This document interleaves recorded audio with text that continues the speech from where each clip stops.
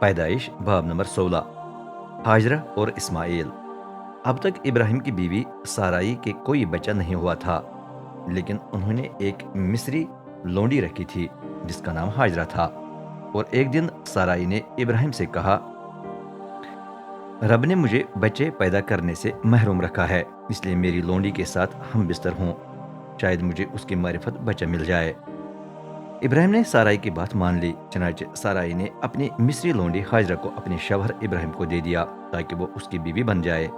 اس وقت ابراہیم کو کنعان میں بستے ہوئے 10 سال ہو گئے تھے۔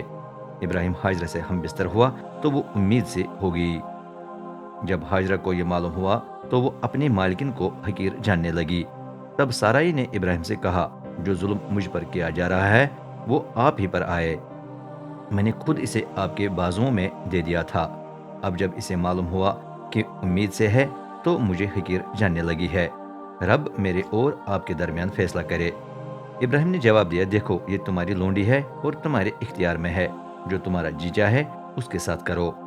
اس پر سارائی اسے اتنا برا سلوک کرنے لگی کہ ہاجرہ فرار ہو گئی۔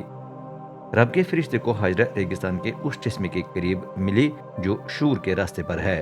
اس نے کہا، سارائی کی لونڈی ہاجرہ، تو کہاں سے آ رہی ہے اور کہاں جا رہی ہے؟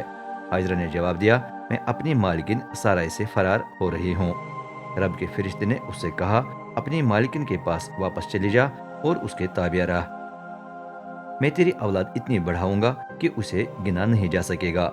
رب کے فرشتے نے مزید کہا، تو امید سے ہے، ایک بیٹا پیدا ہوگا، اس کا نام اسماعیل یعنی خدا سنتا ہے رکھ، کیونکہ رب نے مصیبت میں تیری آواز سنی۔ وہ جنگلی گدھی کی مانند ہوگا، اس کا ہاتھ ہر ایک کے خلاف اور ہر ایک کا ہاتھ اس کے خلاف ہوگا، تو بھی وہ اپنے تمام بھائیوں کے سامنے آباد رہے گا۔ رب کے اس کے ساتھ بات کرنے کے بعد ہاجرہ نے اس کا نام عطائل روئی یعنی تو ایک معبود ہے جو مجھے دیکھتا ہے رکھا۔ اس نے کہا، کیا میں نے واقعی اس کے پیچھے دیکھا ہے جس نے مجھے دیکھا ہے؟